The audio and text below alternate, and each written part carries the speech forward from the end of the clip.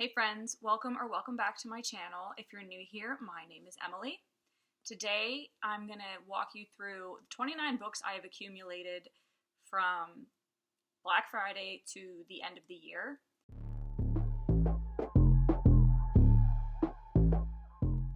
Today I'm going to do a collective haul that I've got from basically Black Friday until the end of the year, plus a book I got for my birthday, which is right in the beginning of the new year. So there's 29 books in total, which will explain to you why I'm now on a book buying ban until April, but I have plenty to read on top of what I have here. I think I have 86 books or something physically, plus a bunch on my Kindle that I want to get to. But I got a lot of books for Christmas, bought some on sales, so I'm just gonna quickly go through what I got. So let's get started. So on Black Friday, I went to Barnes to get specific books for Christmas presents because they had signed editions of certain books, but you could only get them in store that day. When I was there, I found Matthew Perry's memoir, Friends, Lovers, and the Big Terrible Thing. I have wanted to get this since it came out, and then after he passed, it was really hard for me to find it. So when I walked in there and they had it that day, I just picked it up because I knew I wanted to get it regardless. So I did pick up that. It's the only nonfiction book in this whole haul, but that's the first book. And then they were having a deal that if you spent any money in the cafe, you could spend $5 and get Stephen King's The Body. So I don't know too much about this. It's very short, under 200 pages. So for a Stephen King book, that's actually very short. It's like a coming of age book, and the synopsis on the back kind of reminds me of, oh, that's why. I was going to say it reminds me of Stand By Me, and then I read adapted into the 1986 classic film Stand By Me. So this is the book version of Stand By Me, so it's a coming-of-age book about 4 boys. They find a body on the railroad, but I think it had something to do with, like, you can't always trust those that are around you and everything. So I think this will be, like, a fun, thrilling read for when I just want something short, maybe in between a fantasy or romance novel, and I love Stephen King. If you watch other videos that I actually have an entire shelf dedicated to him, so looking forward to that, and for $5, even if I don't like it, I won't care. So next I'm going to go into my 2 book of the months that I've received since Black Friday. So December's was No One Can Know by Kate Alice Marshall. I read What Lies in the Woods by her. It was also a book of the month book, and I enjoyed it. So when I saw that she was coming out with another book, I wanted to get it, and then book of the month had it, and it's actually an early release. I think it comes out towards the end of January. I haven't read it yet. I'm really going to try to read it in this month so that I read it before it comes out, but it really doesn't matter. The premise of this novel is that there's 3 sisters who all left town after their parents were murdered, and now there's circumstances bringing them back to town, and it's kind of like they've never really talked about what happened the night that their parents died, so I believe it's going to dive into what happened, if the girls were involved in some way, or if they covered something up, so looks interesting. The cover's really pretty too, like the house on the cover. So, if anything, it's pretty. And then January's pick is The Fury by Alex Michaelides. I don't know how you say his last name. I've heard it a few different ways. I just read The Silent Patient like a week ago, and I devoured it. And I'd heard such good things about it that when I saw his new book, this also comes out in January, was one of the options for book of the month. I didn't even hesitate to choose it. And from what I understand of this premise, it's friends that go on a vacation to Greece and things kind of just go awry from there. I haven't read too much into it. I don't like to go into thrillers knowing too much because it ruins it, but I'm excited for this one. I hope it's as good, if not better, than The Silent Patient. And then I also get the Romance Reveal box, and I get the 2-book box, and these are all like indie book releases. None of them are like the ones you're seeing at the top of the charts or anything, but I kind of like that. I like supporting the indie authors. I like reading books that maybe not everybody else is reading. And this month I got Guarding Georgia, which looks like it's part of a Small Town Saviors series by Anna Brooks. And this is actually, I believe, from the point of view of the man, which is kind of interesting to me because that doesn't happen often in romance books, or you get like both of their point of views, but I believe this is just his. Oh, maybe not. It's dual POV. Yeah, it's dual POV, so you get Beau and George's point of view, which I really like. The synopsis on the back is in his point of view. So basically, So he always wanted her when they were younger. I guess something happened to them, and then after that, she just kind of disappeared. 10 years later, she's back and looking for redemption, and basically thinks that all she has to do is bat her eyes at him, and he's going to come running. And he says, yeah, that's pretty much what's going to happen. So, not a huge fan of the cover. I don't like real people on covers, but it'll be probably a nice, steamy read. And then the other book I got is actually by Mia Sheridan, which I think she wrote Archer's Voice, but it's called All the Little Raindrops. And I'm actually very excited for this because it seems like it's a romantic thriller. These two people get kidnapped and they're stuck together and they end up kind of falling for each other because of the circumstances they're in. And they bond over their trauma, past trauma, and the trauma of being kidnapped. Basically, years later, they're trying to solve the crime that they were part of, that they were the victims of, as well as another crime that's going on in their town. So I think that's cool. I was very excited when I was reading the back, and it seemed like a thriller. So, different take on a romance for me. I've never really read a thriller romance before, so very excited to try that one out. And now I'm going to move on to the books I got for Christmas. So the first set of books I got for Christmas is the Shatter Me series. I think a lot of people know what this is. I'm late to the game reading it, but I've heard such good things about it. It's like a dystopian fantasy about a girl who has like a deadly touch, and the government's trying to use her as like a weapon. And it starts with her like in prison and gaining her freedom because they're trying to use her for that. So I don't know much else about it. Again, I'm okay with that because I have heard such good things about it that I haven't started this series yet because I'm in the middle of so many other series, but this is definitely probably going to be one of the next ones I start once I get caught up. I also might do a video of like all the series I'm in the middle of, regardless if I don't have the next book because I haven't bought it yet or if it's not out yet. Just a quick synopsis of the ones that I think are important that I'm still in the middle of. The other series I got was the Natural series by Jennifer Lynn Barnes. This is what I've been told a Criminal Minds YA series about these teenagers that have special powers and the FBI is using them to help them solve cases. So I think there's a love triangle in here. I'm excited for like the found family aspect of this and just the mystery part of it. I like Jennifer Lynn Barnes, how she writes her mysteries. I really enjoyed the Inheritance Games and then the Brothers Hawthorne, the book that came out after that, and I'm very excited for, I can't remember the name of the other book that's coming out. It's the something game, I think, but I'm very excited for that.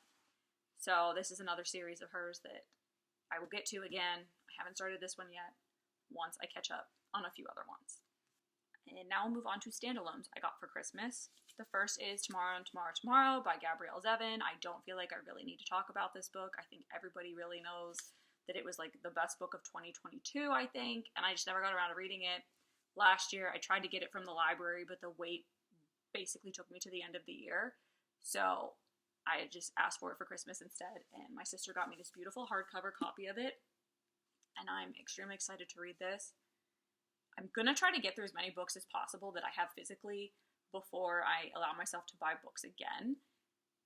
That's the whole goal of the book buying ban, but this one's definitely a priority, even though it's a newer one that I just got. So this is literary fiction about two friends.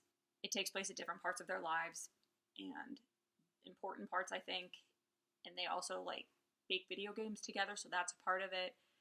I don't know exactly the connection between them. I've heard that there's another character that's introduced, and I don't know, again, all the specifics. I've heard it's a very well-written book, and it's like left an impact on everybody that's read it, so very excited for that one. Next book is Stephen King's Holly. This is about Holly Gibney helping solve a crime of a missing girl, and it ends up taking her to this house in this town where this older couple lives, and everything is not what it seems. And I don't necessarily think it's a haunted house, but I wouldn't put it past Stephen King to make this fantastical. A lot of times he makes his fantastical elements also explained by science or some other reason. But I'm excited to read Holly's book because I've said this on the channel before. She's been a character in other books of Stephen King's, the entire Bill Hodges trilogy, as well as The Outsiders. I read those, and I loved her. I love her character. She's quirky, she's smart, she's different, and I'm excited that she's finally going to be the star of her own book. Next is my first Riley Sager novel, The House Across the Lake. I have been wanting to read one of his books for a while, and I think I've seen that this one is pretty much everybody's favorite, or it's really high up on everyone's favorite list by him. And then I saw that the epigraph at the beginning is, I think he did it, but I just can't prove it, Taylor Swift, No Body, No Crime. Say less. You put Taylor Swift at the beginning of your book and I'm going to read it. I already had it when I found that out, but... So the premise of this is that a woman goes to stay at a lake house. I think she's like a famous actress or something. She goes to live at this lake house to get away from everything and take a break.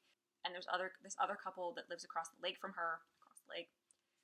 And she ends up saving the wife from drowning one day, becomes friends with her, and she's like watching them because obviously she can see them, and finds out that their relationship maybe isn't as like happy as it seems. So that's all I got for it. Again, it's a thriller. I'm not going to dive too deep into it.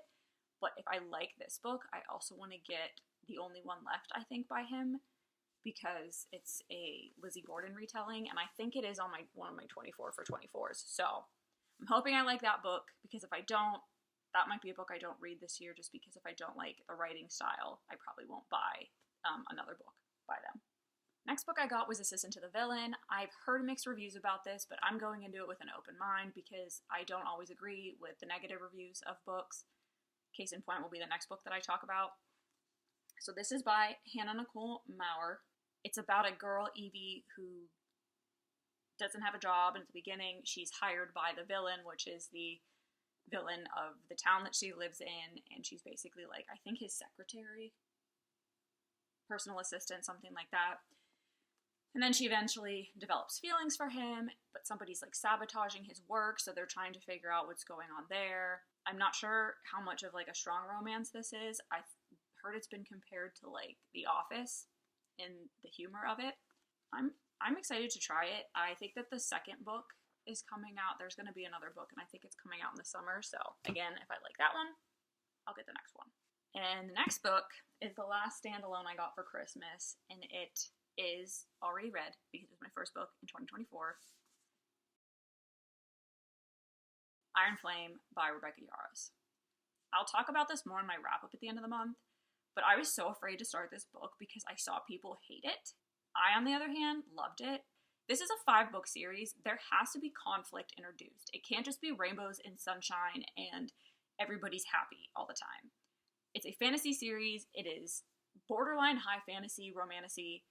It's going to have conflict. The end of the book, case in point, is the big conflict. And I know a lot of people were very upset with that, but I don't know why anyone was surprised.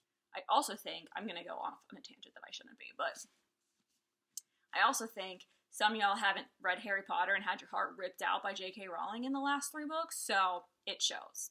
Anyway, I enjoyed it. It's the sequel to Fourth Wing, for those of you that might live under a rock and don't know that. I think how it ended is going to help carry the story along further. There are still 3 more books that need to come out, so things aren't going to be settled this quickly in the series. My opinion, everybody's entitled to their own, but that is why I go in now with an open mind, because there's been quite a few books I've read recently that some people have like completely trashed, and I ended up really enjoying. So, to each their own. That's what's nice about books. Everybody likes them for different reasons and likes different books for different reasons. So, next, I'm going to move on to the Book Outlet haul that I got. They do their big sale the day after Christmas. It starts. So I got 7 books, I think. 7 books from them. And I'm just going to kind of go through them quickly. It's like a hodgepodge of them because some I needed for series, some I've just been wanting to read, and they were on there. So the first is 5 Survive by Holly Jackson, the author of The Good Girl's Guide to Murder. I enjoyed that series. This is a thriller. I think YA thriller still. But the premise is really cool. It's these 6 friends that go on a road trip together, and then they're all of a sudden being like hunted. And it takes place over the course of like 8 hours or 12 hours. Each chapter is a different hour, and they're unraveling what's going on while they're being hunted at the same time. Sounds interesting. I have seen people really like this, and I really did enjoy A Good Girl's Guide to Murder. Is it my favorite series? No, but I enjoyed it, so I think this will be probably just as enjoyable as that was. Another thriller I picked up is one I've been looking at for a while too, which is Just Another Missing Person by Gillian McAllister. I read Wrong Place, Wrong Time by her at the beginning of last year. I think that was a Christmas present from 2022. I'm not 100% sure the premise of this. The inside doesn't give you much. There's 2 women listed. One's the victim, one's the detective. and I think it's literally just another missing persons case. But there's obviously going to be some type of revelation in there that ties them together. The tagline is, his weapon isn't a gun or a knife, it's a secret, her worst one. I don't know what that means, but I really did enjoy Wrong Place, Wrong Time. It was an interesting take on a thriller because it was a time jump one. I wanted to give another one of her books a try to see if I like this one as well. And the next thriller I got, and the last one from this haul, is The Escape Room by Megan Golden. I read The Night Swim and Dark Corners by Megan Golden, and I loved them. They're like a kind of a duology. It's about the same main character. She's a podcaster that solves crime, and I really liked them. So when I saw this book on Book Outlet, I didn't even hesitate before I clicked add to cart. And it's basically about an escape room that gets real. So I enjoyed the one escape room I've done in my life, and I'm hoping that this book does not make me never want to do one again, but we'll see. The next two books are books I need to fulfill a goal this year, part of a series. I'm trying to read all the Shadowhunters books in the order that Cassandra Clare recommends you read them, so I don't need these books until towards the end, but when I saw they were on there for like $5 a piece, I obviously added them to cart, and the first one is Chain of Iron. This is the second book in the Last Hours trilogy. I do not have book 1 or 3. They were not an option on there, but maybe they'll come up to be an option at some point during the year and I can pick them up on there. If not, I'll just get them on Amazon. But for $5, I couldn't pass up getting this book. This is the last part of the reading order, so I'm not in like a super big hurry to get the rest of these. I have the Mortal Instruments, the Infernal Devices, and the Dark Artifices. I can never remember that one. So I don't need this ones for a while. And her books are chunky, especially the trilogy ones. The Mortal Instruments books aren't too bad, but I feel like the 3 trilogies, they're chunky books. So, and then there's a few other random books sprinkled in there. Then the other book I got was Ghosts at the Shadow Market. This one's actually by multiple different authors. I think it's like different stories in here. I was not expecting this book to be this chunky. I was expecting it to be like very small. Yay, another massive long book that's like over 600 pages long. I like that it's in stories. It's almost like the Assassin's Blade, how that's like different novellas. So I don't have to read them all at one time. I can actually like maybe read this while I'm reading another book at the same time. So, and then the next 2 books are books 2 and 3 of the Cruel Prince trilogy. I have the Cruel Prince. It's on my TBR cart. And then these 2 were on Book Outlet. I picked them up just so that I have them when I start that trilogy. Then I can go straight into I think this is the second one and this is the third one. I may be wrong. But I have them to go straight into them if I want to. And last but not least, the book I got for my birthday, which was a surprise, I was not expecting it, was Ruthless Vows by Rebecca Ross. This will be as soon as I can read it, I will read it. Once I'm done with the TBR that I've set aside for this month, this will be a bonus book. This is the second book in I think it's like the Enchanted Letters duology it's called, or something like that. But it's the book after Divine Rivals. I do not own Divine Rivals yet. I want to buy it. I've been wanting to buy it. I read it on Kindle Unlimited. This is not on Kindle Unlimited, so had to buy it to read it. So I was very excited when I was gifted this for my birthday.